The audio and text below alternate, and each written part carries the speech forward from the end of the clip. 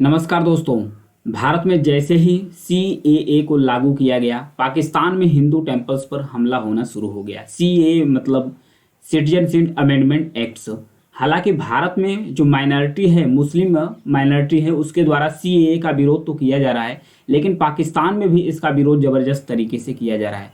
खैबर पख्तूनवा में कुछ 100-150 साल यानी कि 150 से 200 साल पुराना मंदिर है, इसको ध्वस्त करने का प्रयास किया गया रात के अंधेरे में। हालांकि कुछ ध्वस्त किए गए, तब भी इसको बचा लिया गया। लेकिन क्यों ये जो सीएए है, इसका विरोध क्यों हो रहा है पाकिस्तान में, इस मुद्दा को समझते हैं, डिटेल से समझने की कोशिश भी करते हैं। 31 दिसंबर 2014 से पहले, क्योंकि पाकिस्तान, बांग्लादेश और अफगानिस्तान में वो धर्म के आधार पर वहाँ भेदभाव होता है। तो अफगानिस्तान, बांग्लादेश, पाकिस्तान में जो भी माइनॉरिटीज़ हैं, मुस्लिमों को छोड़कर जो भी अल्पसंख्यक के रूप में हैं, हिंदू हो, जैन हो, पारसी हो, ईसाई हो, उन पर जो क्रैकडाउन अत्याचार होता है, तो उनसे यह आह्वान किया गया भारत में, या अगर वो 31 दिसंबर 2014 से अगर भारत आ चुके हैं तो उनको नागरिकता दे दी जाएगी। उन्हें भारत का नागरिक बना दिया गया है, दिया जाएगा।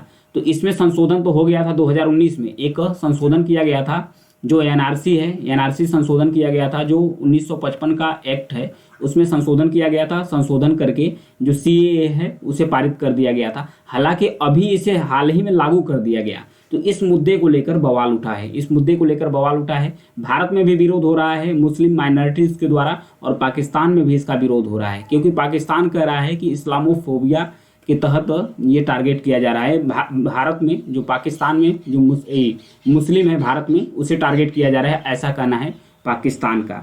तो आइए समझते हैं कि पाकिस्तान में क्या कंडीशन है। पाकिस्तान का जो सिंध प्रांत है, बलूचिस्तान है, फिर उसके बाद यहाँ पर पंजाब, लाहौर है। यहाँ पर कुछ जो कुछ हिंदू थे और कुछ सिख थे, इनके द्वारा खुशी जाहिर की गई कि मतलब कि इन्हें नागरिकता भारत में मिल जाएगी। तो वो अपनी संपत्ति को कम दाम में, सस्ते दाम में बेचना शुरू कर दिए। लाहौर में कुछ दो व्यक्ति थे जो अपना 200 करोड़ की जो पाकिस्तानी रुपए की जो संपत्ति थी, उसे 1.35 करोड़ रुपए में ही केवल बेच दिया गया। तो ऐसे ऐसे बहुत सारी घटना देखने को मिली है। हालांकि जो वहाँ पर अल्पसंख्यक के अध्यक्ष हैं जयपाल झबरिया, उनसे बात किया गया तो वो लगभग 15 से 20 हिंदू और सिखों से बात की, तो उन्होंने कहा कि हाँ, कुछ लोग हैं जो सीए लागू हो गया है भारत में, वहाँ नागरिकता के लिए जा रहे हैं और अपना जो संपत्ति है उसे औने पौने दाम में यानी कि सस्ते दाम में बेचना शुरू कर दिए हैं।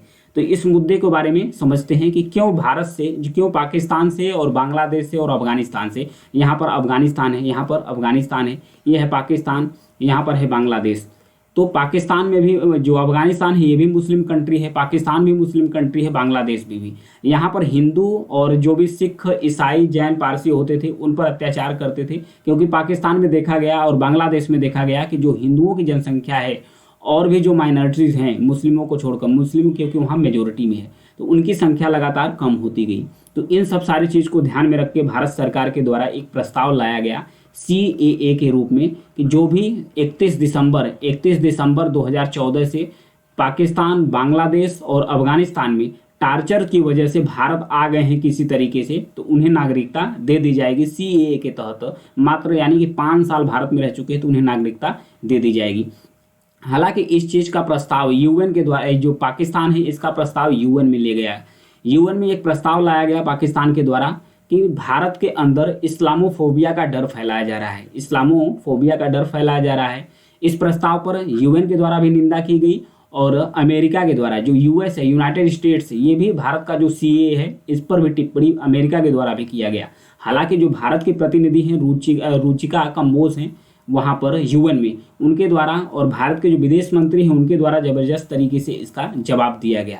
उन्होंने कहा, जो रुचिका कंबोज हैं उनके द्वारा यह कहा गया कि सिर्फ अब्राहम धर्मों के लिए फोबिया नहीं है। अब्राहम धर्म मतलब कि ईसाई हो गए, मुस्लिम हो गए और फिर यहूदी हो गए, सिर्फ इसी के लिए इस्लामोफोबिया नहीं है। इस्लामोफोबिया और भी धर्म हैं, उनके खिलाफ भी होता है अन्य देशों में, जैसे कि हिंदू फोबिया भी है। अगर पाकिस्तान है, बांग्लादेश है, अफगानिस्तान, जहाँ जहाँ माइनॉरिटीज़ में है, जहाँ जहाँ सिख, जैन, पारसी भी माइनॉरिटी में है, उनके साथ भी डर का माहौल पैदा किया जा रहा है। उनकी भी पॉपुलेशन लगातार कम हो रही है, तो उनके साथ भी फोबिया है। सिर्फ अब्राहम धर्मों के लिए फोबिया नहीं। अब्राहम मतलब मुस्लिम, ईसाई, यहूदी। ये जवाब दिया गया भारत की जो प्रतिनिधि हैं यूएन के अंदर, मतलब और विदेश मंत्री के द्वारा यह भी कहा गया कि भाई कि जो हम क्रैकडाउन कर रहे हैं तो फिर उसके बाद अगल बगल के जो देश है उसके अंदर क्या है, हमारे यहाँ तो जो माइनॉरिटी है इनकी जो संख्या है बढ़ी है, इनकी संख्या बढ़ी है, बल्कि जो हमारे पड़ोसी देश हैं उनमें जो माइनॉरिटी है उनकी संख्या घटी है,